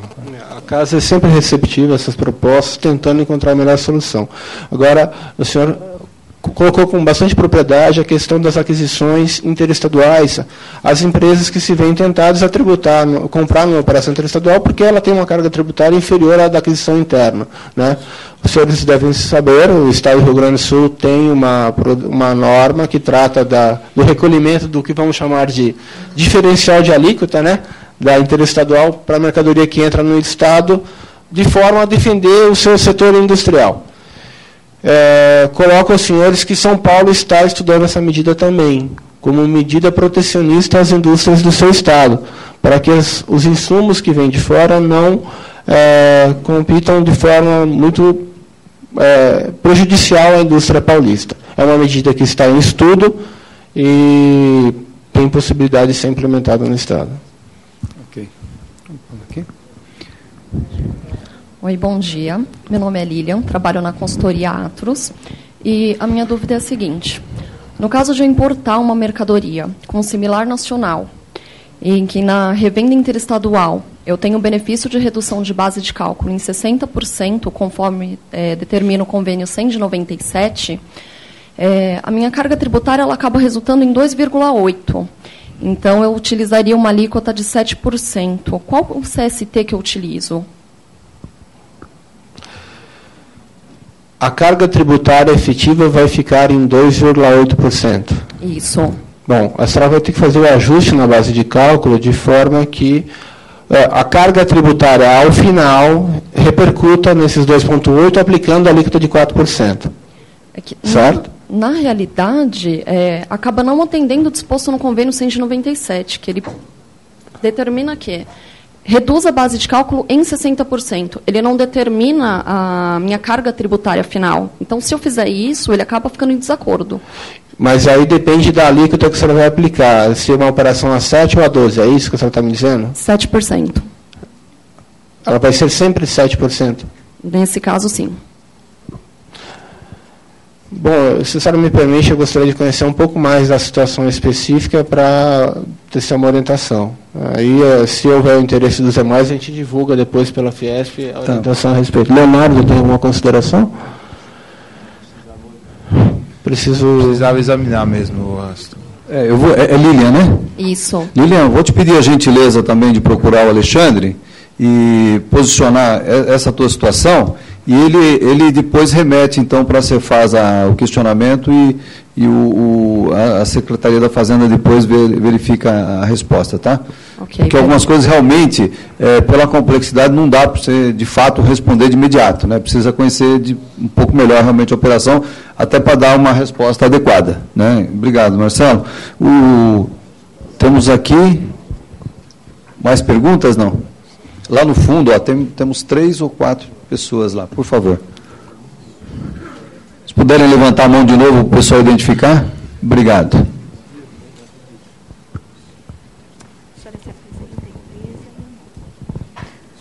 Patrícia, da Fortlight. Nós somos fabricantes e importadoras de produtos para iluminação pública. Para produtos importados, onde não sou obrigada à entrega da FCI, é obrigatório no documento fiscal a gente apresentar o valor da importação ou não? Não. Não. Eu tenho alguns casos, construtoras, no nosso caso, nas operações interestaduais, são consideradas não contribuintes de ICMS. E quando nós aplicamos isso na nota fiscal eletrônica, onde colocamos o CST1 importado, e o CFAP 6107, 6108, depende do caso, ele não aceita os 4% do ICMS. Ele pede os 4% de ICMS, sendo que eu tenho que aplicar os 18%. Foi produzida uma nota técnica específica para orientar a respeito disso. Aí eu pediria a senhora deixasse o seu e-mail e depois eu encaminho essa nota. Ele tem o tratamento para essa situação da construtora que ensejou essa nota técnica. Ah, tá ótimo. Obrigada. Via de regra, você vai informar na AIE como se fosse isento. Aí ele permite um tratamento com a alíquota. Obrigada. Meu nome é Flávio, a empresa ActiveWare. Bom, eu sou incentivado pela lei de informática e tenho produção incentivada, né? Então, eu gostaria de saber qual que é o impacto disso tudo com relação a... Bom, primeiramente a FCI, né?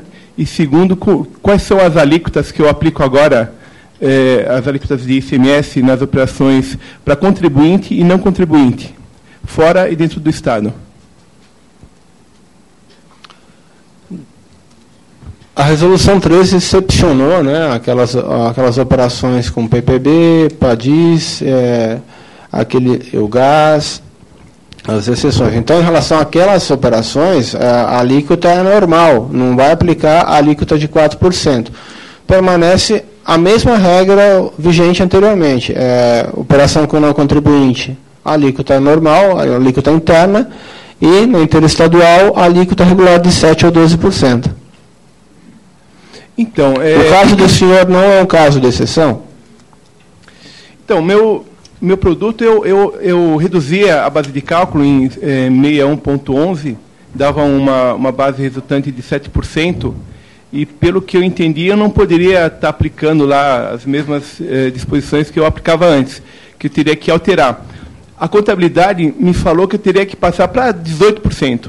Eu achei achei que não deveria ser. Aí, pesquisando um pouco mais, me falaram de 12%. Eu estou falando para venda para não contribuinte, né?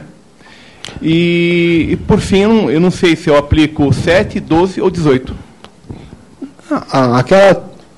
A venda para contribuinte, ela continua tendo o tratamento que sempre teve, não mudou nada. Ela tem a mesma carga tributária. Continua com 7? Sim. Se ela é venda para não contribuinte, é alíquota normal. Ou seja, essas alterações todas não alterou aquelas empresas que têm um incentivo pela lei da informática? Não alterou. Se está na exceção, não. Ok, obrigado. Ok. Tem mais questões? Não. Bom dia, meu nome é Oliver, eu sou da Honda. É uma pergunta com relação à parte de peças. Hoje eu tenho possibilidade de adquirir no estado, de fora do estado, o mesmo item de 2 fornecedores diferentes. E ele vai me trazer, um pode me mandar com a alíquota de 4%, o outro com a alíquota interestadual de 12%. Para revenda, no meu caso. Quando eu for fazer essa revenda, eu vou ter 2 números de FCIs. Eu vou ter que ter um controle de estoque por número de FCI agora? Essa situação dos bens que se confundem no estoque, não é possível a segregação. A recomendação até da própria legislação é que se use o critério contábil PEPs. Primeiro que entra, primeiro que sai. E aí, acredito que a empresa deva ter algum critério contábil, né? Mas a recomendação é que seja feita pelo PEPs. Mas então tem que ter o controle de FCI também. Parece que sim. Aí sim. Não, se eu comprei 10 unidades sim, com FCI... vai estar vinculado. Tá, então tem que ter uma espécie de controle de número de série agora também, para item de peça. É aquilo que eu coloquei, infelizmente, nunca se controlou a origem, né? É uma norma bastante invasiva. Ok, obrigado. Ok. Aqui. Oi, bom dia. Oi, bom dia. Eu sou o Anderson, Brasil Quirim. A minha dúvida é com relação às FCIs já entregues na vigência das regulamentações anteriores. Todas elas continuam vigentes e daqui para frente eu começo a entregar só dos produtos que mudarem de faixa. Mesmo que anteriormente eu tenha usado cálculos diferentes para aferição daquele conteúdo que está naquela ficha.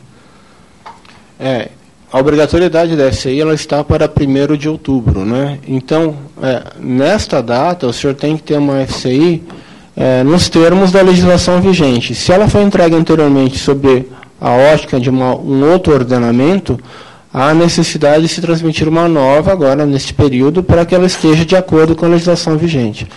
E aqui eu coloco que, no limite, nas disposições da legislação paulista, haverá no máximo 3 fichas de conteúdo de importação, não mais que isto, para um produto. Perfeito, obrigado. Ok. Lá no fundo. Bom dia. Tem depois uma aqui na frente, viu? Bom dia. Eu gostaria só de esclarecer 2 questionamentos que já foram feitos e fazer um terceiro. O primeiro seria a situação que o colega colocou, acho que de uma operação Repetro, em que existe o decreto aqui em São Paulo, com base no convênio, que coloca o seguinte, né? Você tem a opção de tributar com 3, com 7,5. E aí tem a situação que vai cair na alíquota de 4, uma vez que superar os 40%. E o que eu entendi na outra resposta que foi dada do outro convênio você deveria reduzir a base de cálculo do ICMS, de forma que aquele 4 vire 3. É isso que eu entendi. E eu gostaria apenas de ter essa confirmação. Essa seria a primeira questão. A segunda é a sugestão que um colega colocou também logo no início, de que operações eu devo considerar nas saídas. Quando vamos falar fiscalmente, vamos falar de CFOPs. Porque coloca saídas interestaduais, a variável do cálculo da FCI.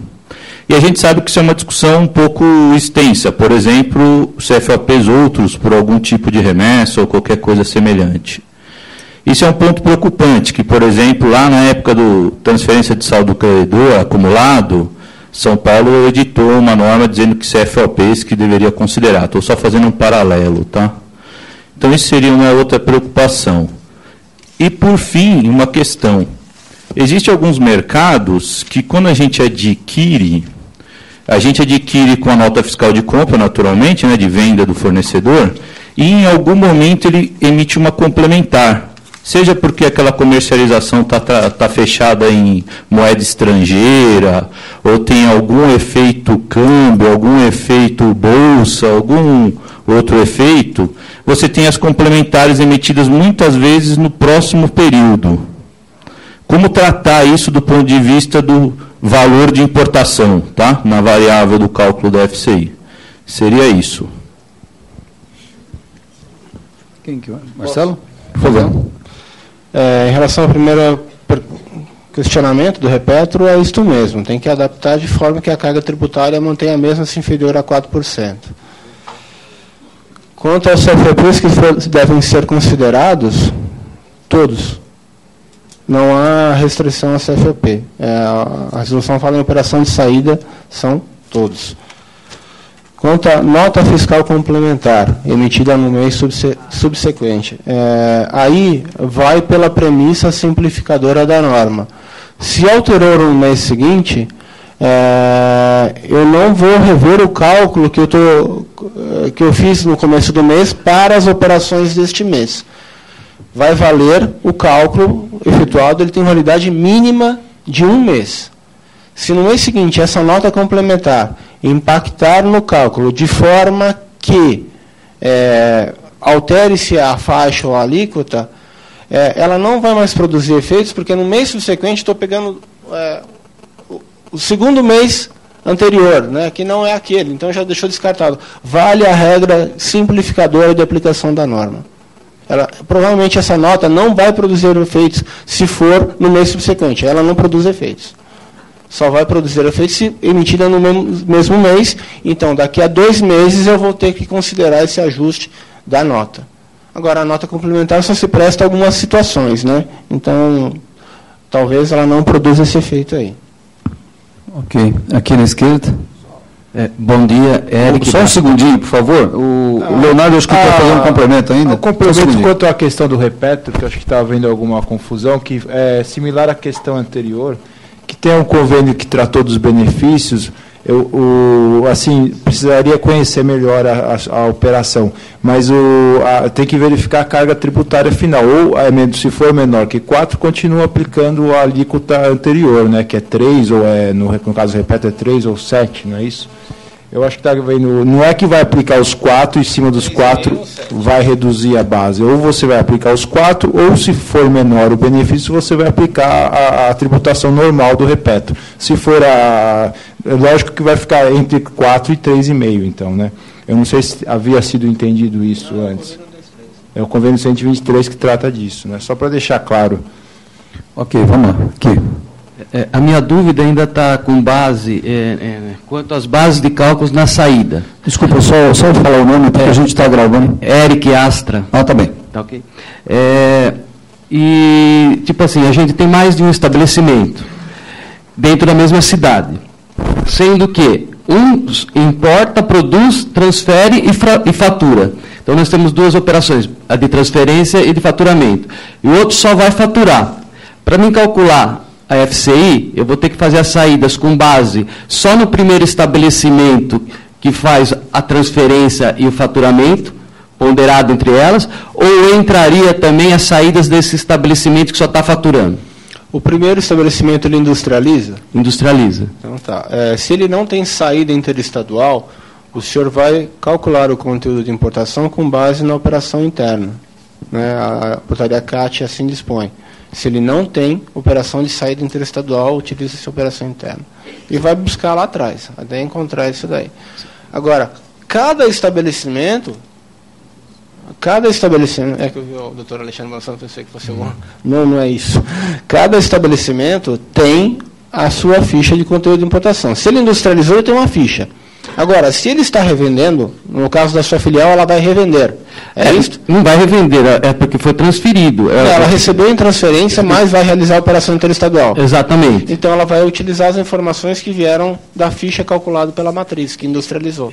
Então, o conteúdo de importação, por exemplo, vai ser a compra da quem industrializou. Exatamente. E as saídas vai ser as saídas dela. Quer dizer que eu vou ter um percentual diferente para cada uma, porque eu posso transferir um valor menor do que eu estou vendendo. O conteúdo ele é apurado só na indústria. Só na primeira. Então, eu vou repetir para as outras. Vai retransmitir. Ele vai continuar aplicando aquela alíquota de 4% ou 7% ou 12%, conforme o caso. Tá. Resumidamente, então, as saídas da última, nesse caso aqui, não vão valer para cálculos. Só não. Se ela não industrializa, não. Ela só aplica o que já foi calculado por alguém na operação antecedente. Ok, então, muito obrigado. Tá bom. Vamos falar aqui na direita. Meu nome é Neuza. Nós somos fabricantes de equipamentos pesados, caldeiras.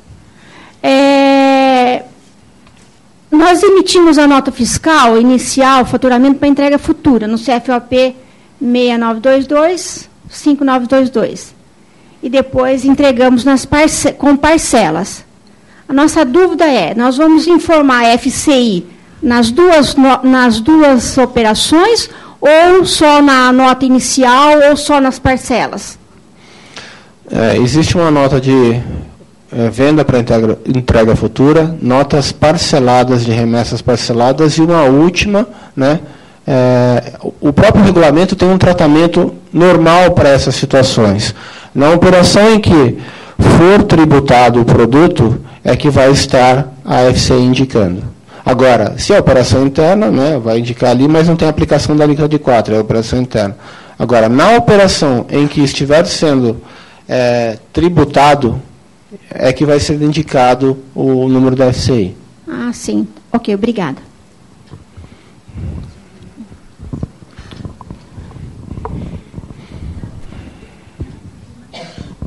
Não, ok? Encerrou?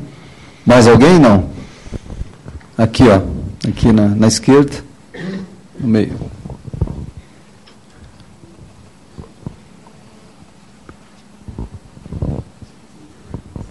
Obrigada. Cristine, da empresa SAP de software. Uma dúvida muito comum de todos os nossos clientes que trabalham com revenda. Havendo o recebimento de produto, que tem um código único, né? Mas vindo de vários fornecedores, ou mesmo de várias filiais que produzem, no exemplo que ele estava dando, uma empresa vai produzir, vai transferir para outra que depois vai revender, né? Eu entendo que você tem que ter esse controle da FCI de acordo com o industrializador. Se eu não tenho como fazer essa amarração do controle da FCI pelo estoque e eu usar o método PEPS, a questão é, se eu precisar fazer uma devolução para o fabricante original, seja ele uma filial minha ou um fornecedor meu, nessa nota de devolução eu deveria também transmitir a FCI que foi enviada originalmente. Esse é o nosso entendimento.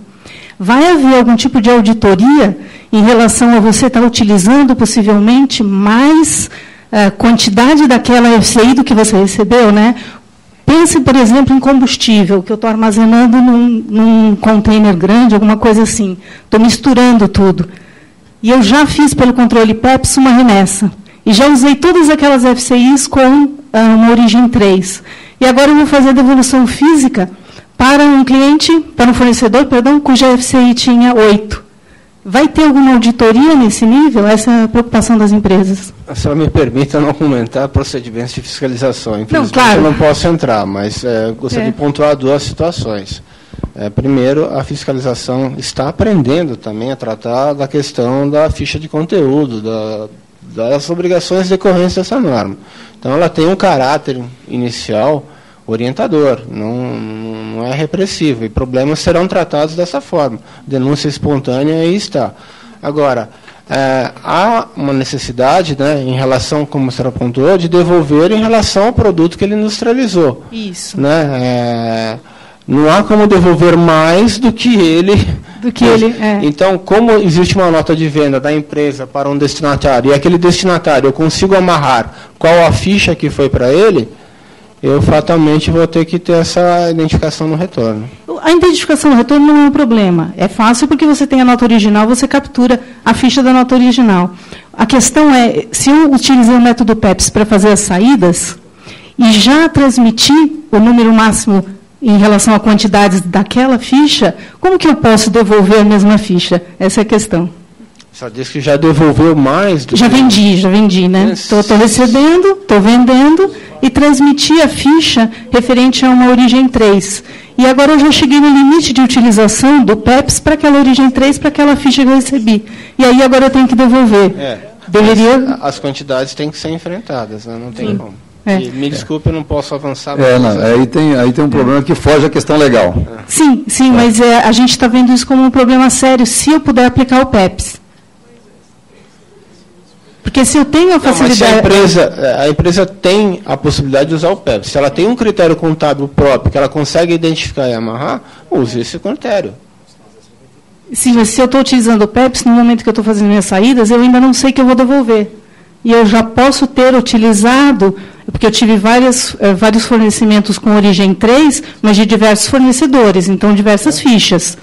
Se eu utilizei o método PEPS, eu já posso ter saído nas minhas vendas, utilizado todas as fichas de um fornecedor para o qual agora eu vou devolver fisicamente a mercadoria. Cristine, de novo, eu vou remeter aqui. Se você quiser depois conversar com o Alexandre aqui da Fiesp, tá bom. Ele entende melhor a situação e vê o que ele pode eventualmente te orientar, tá bem? Tá bom. Temos mais questões? Aqui, por favor. Meu nome é Matheus, trabalho no IPConte, uma empresa de consultoria contábil. Eu só gostaria de uma confirmação. Eu sou uma empresa revendedora que adquiri uma mercadoria com produto importado. Quando eu revender esse produto, eu tenho que destacar o número de uma FCI ou não? É somente para a indústria? Não, tem que destacar. Eu vou fazer uma FCI minha própria? Não. O senhor vai retransmitir a informação que veio na nota de aquisição. Ok. Então, muito obrigado. Ok.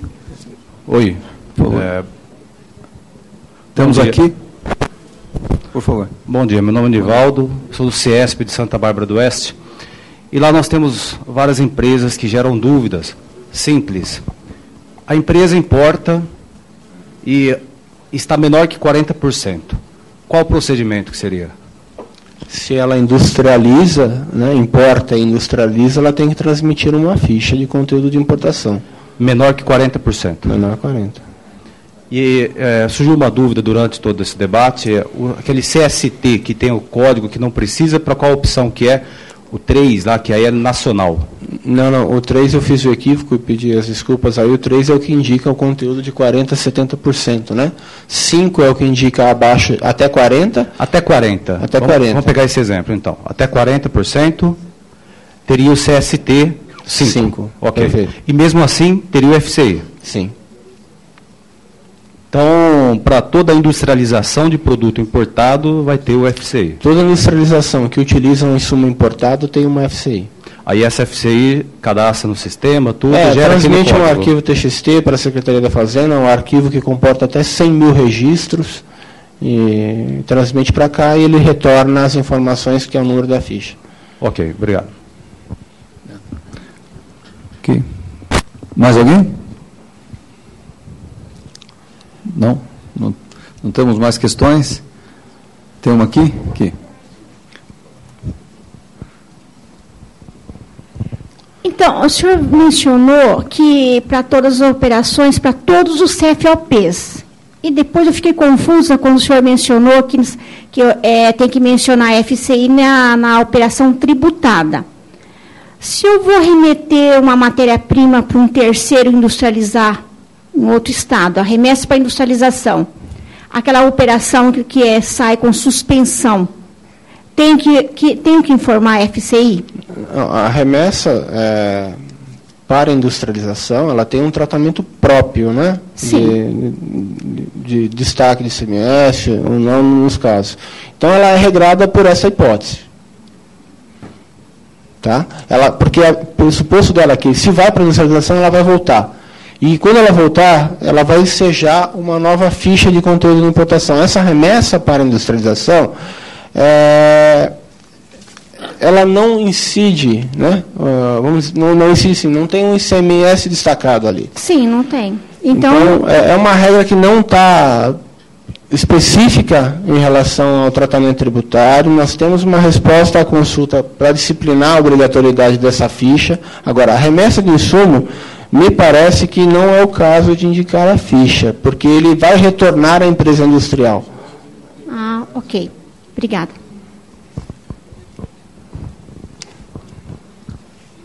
Okay. Mais alguém, não? Lá no fundo, tem uma questão. No fundo à esquerda.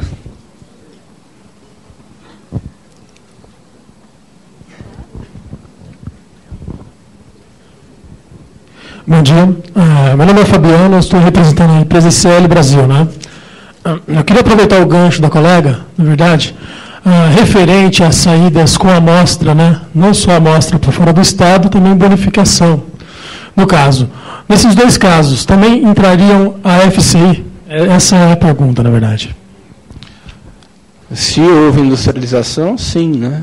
Se houve, porque é uma saída interestadual normal. Ok, obrigado. Agora, só colocar para os senhores, né, quão importante para nós é participar desses eventos que surgem situações especialíssimas, que não têm um tratamento próprio.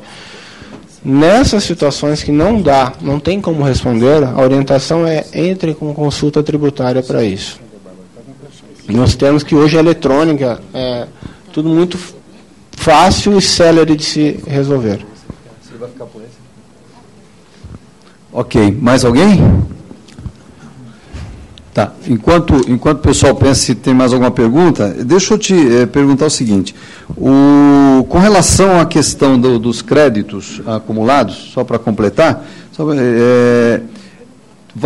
tem regime especial ou vai ter uma regra geral que vai ampliar? Como é que está isso aí? Vai sair uma norma, vamos dizer assim, específica, orientadora, mas o tratamento vai ser via regime especial. Exclusivamente por regime especial.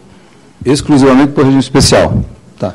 Então a norma orienta, mas não vai prescindir do regime especial, é isso? É. Que nesse caso, cada empresa vai ter que apresentar a sua situação e fazer a solicitação. Isso é importante deixar claro. Uma outra questão é a seguinte, a questão de ser orientativo, o caráter da fiscalização. Até 30/9, ok, sem problemas. Até quando vai o caráter orientativo da fiscalização? Ela vai permanecer. Não temos uma data fim ainda. Só vai deixar de existir na hipótese de dolo e fraude simulação. Então, vamos com bastante calma. O momento é bastante sensível, muitas mudanças. Qualquer problema, por favor, reportem à casa, que a Secretaria da Fazenda precisa conhecer dos fatos. Ok. Temos mais uma questão aqui, à direita. Bom dia, sou Fernanda, sou da empresa BIC. Eu ainda estou com dúvida a respeito do valor da parcela importada. Acho que o doutor Leonardo falou que seria o custo da aquisição. Só que sistema de custo, a gente sabe que tira os impostos que recupera. A legislação só fala do ICMS e do IPI. Mas uma empresa que está no regime não cumulativo do PIS e da COFINS, o PIS e a COFINS também seria um tributo recuperável e no sistema de custo ele sairia. A legislação não fala do PIS e da COFINS, eu queria entender melhor esse valor.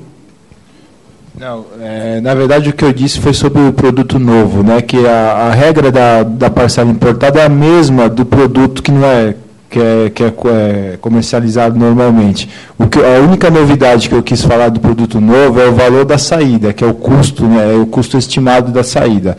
Agora, quanto à parcela importada, é o mesmo que você usaria para fazer o cálculo de um produto que você calcula o FCI sempre. Tirado o ICMS e o IPI, conforme o Marcelo falou, o PIS/COFINS, aí esse não está na norma se tira ou não, né? Esse permanece. E eu acho que é isso. A diferença do produto novo para o comercializado é essa, é a saída, o valor da saída que é estimada. Ok. Mais alguma questão? Não? Tá. Eu tenho mais... Tem. Aqui à esquerda. Não, eu só queria, acho que reforçar a questão dela, que acho que é importante. Quer dizer, porque muitas vezes você pode encontrar um descasamento entre o sistema de custeio contábil e o sistema de custeio para fins de cálculo da FCI. Porque se você tira do sistema de custeio contábil PIS e COFINS, por exemplo, e não existe previsão normativa para poder você excluir PIS e COFINS das aquisições que você realiza interna de insumos, então, quer dizer, talvez você precise de um outro controle à parte para poder realizar esse cálculo da CI.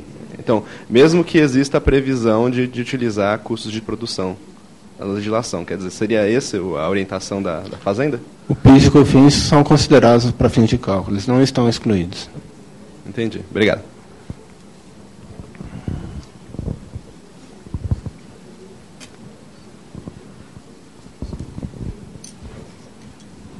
Bom dia, meu nome é Hugo, sou da CRAL. A CRAL é uma empresa importadora de matéria-prima americana. E uma dúvida quanto à necessidade da colocação da FCI. A gente importa um material, por exemplo, em bobinas de X metros de comprimento, fraciona e revende o mesmo material. Isso é considerado industrialização, para efeito da necessidade da FCI ou não? Infelizmente, na última hora, quando foi publicada a Resolução 13, em abril do ano passado, não se conseguiu excluir diversos processos produtivos e deixar somente alguns, de forma que, na redação da Resolução 13, qualquer processo industrial está contemplado. Então, se cortou, embalou, acondicionou, ainda assim é considerado como industrialização e tem que apresentar uma ficha de conteúdo de importação. Ok, obrigado. Mais alguma? Não? Tá bem. Eu vou fazer aqui um pequeno resumo das principais pontos que eu achei importantes desse nosso encontro, né, em relação às questões que eu acho que mais interessam as empresas. Uma é a questão da fiscalização, que eu acho que é fundamental, né? E ficou claro aqui que a fiscalização ela tem um caráter orientativo, ainda sem data para terminar, mas isso é fundamental e é uma compreensão importante da Secretaria da Fazenda, porque é sabido que as empresas estão ainda em fase de adaptação. E nessas mudanças que tem que fazer no sistema para atender as demandas, a coisa não acontece com tanta rapidez quanto seria necessário para atender a norma. Então, isso é algo que eu acho que é muito importante para as empresas. Outra questão que ficou clara aqui é que ainda há espaço para mudança. E tem uma previsão de saída, não é isso? De uma portaria que vai tratar outras questões, é isso? A portaria ela é uma legislação paulista, né? Ela vai trazer o convênio 38 com as alterações de 88. Nós não estamos inovando agora nessa nova portaria, mas estamos aí dando o tratamento que o convênio 88 já deu. As alterações que a gente espera, esperamos que ocorram primeiramente no convênio 38. Ok. Agora as empresas vão ter que se utilizar apenas o Código de Situação Tributária, isso facilitou e veio no campo da simplificação, né? A questão dos créditos acumulados, dos créditos, né? Vai sair uma normativa, mas vai tratar isso no campo do regime especial. Então, é importante que estejam atentas aí as empresas, contadores, advogados, os colegas aí para as empresas, né?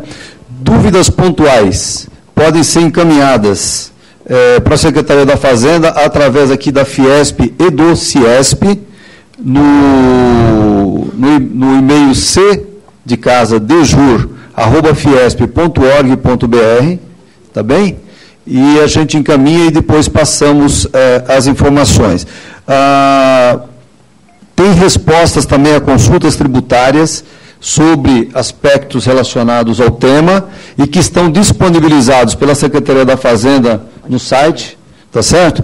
O que mostra também que a Secretaria da Fazenda do Estado de São Paulo tem tratado a questão com bastante transparência e fazendo chegar aos contribuintes aí as informações que são necessárias, não é? Outra questão que eu acho importante colocar é o fundamento da questão da FCI, que pairava dúvida, algumas pessoas ainda não tinham dúvida. É somente para produto industrializado. Se não tiver industrialização, não tem FCI. Tá certo? E, por fim, a questão que vai ser apresentada ao CONFAS e que é importante para grande parte das empresas, posto que no Brasil, como sabemos, mais de 90%, para não dizer até 95% das empresas são pequenas e microempresas e muitas delas estão no Simples. Então, a ideia é de que seja dispensada as empresas do Simples de apresentar a FCI. É isso? Bom, eu passaria feitas essas considerações, que são mais ou menos considerações finais, eu passaria para as considerações finais, antes de encerrar, do Marcelo, depois do Leonardo e do Zé Albano, se quiser falar alguma coisa, Alexandre também. Tá bem? Antes de encerrar. Muito obrigado, doutor Osiel, doutor Alexandre, aos senhores, por a oportunidade de tentar aqui, mais uma vez, dirimir as dúvidas que existem. Mas eu queria fazer minhas palavras finais, trazer um dado para os senhores que, para nós, é bastante revelador dos efeitos da tributação advinda da Resolução 13. Nós temos monitorado as operações realizadas por empresas paulistas e empresas de outros estados que realizam operações com São Paulo.